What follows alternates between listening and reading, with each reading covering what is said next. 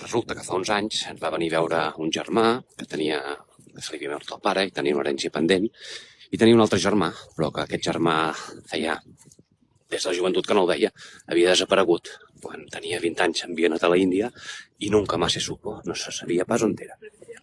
Com que ja feia més de 30 anys que no sabien res d'ell, doncs suposàvem que era mort, perquè no hi havia manera de contactar amb ell i bé, portava, quan era jove, mala vida. I suposava, doncs, el germà que havia estirat la pota i que, per tant, havíem de continuar l'herència sense ell. Llavors, el procediment és un procediment de declaració de defunció, que els requisits bàsicament són que faci 10 anys que no s'ha pres aquesta persona. Bé, vam fer tot el procediment judicial i vam demanar doncs, que es mirés les bases de dades de l'Estat, dels bancs, de tot arreu, a veure si hi havia doncs, algun moviment, alguna cosa d'aquesta persona. Nosaltres pensàvem que realment no hi hauria res, però la sorpresa va saltar que 2 dies abans de la vista doncs resulta que ens van donar el trasllat a les bases de dades dels bancs i resulta que aquest home tenia obert un compte i hi havia moviments. Per tant, era ben viu. Llavors, la qüestió ara era trobar-lo. Quin problema teníem? Que no sabíem ni per on començar, només teníem l'adreça de la direcció del banc de Barcelona i vam fer la suposició que aquesta persona doncs, era un rodamón, que no sabíem on era.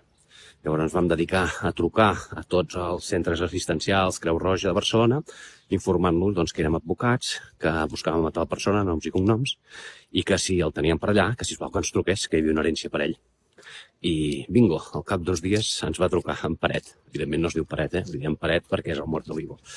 I vam poder arreglar els papers i aquest senyor doncs, va cobrar una bona quantitat de calés, el nostre client també, i bé, encara és viu. Quan el vam anar a veure realment estava bastant xafat, pobre home, però gràcies a això doncs, no és que hagi millorat molt de vida perquè encara té doncs, els problemes associats a tants anys d'estar sense llar, però encara és viu. I això ja fa uns anys i ja us dic, ja quan el vam anar a veure estava bastant destrossat, pobret.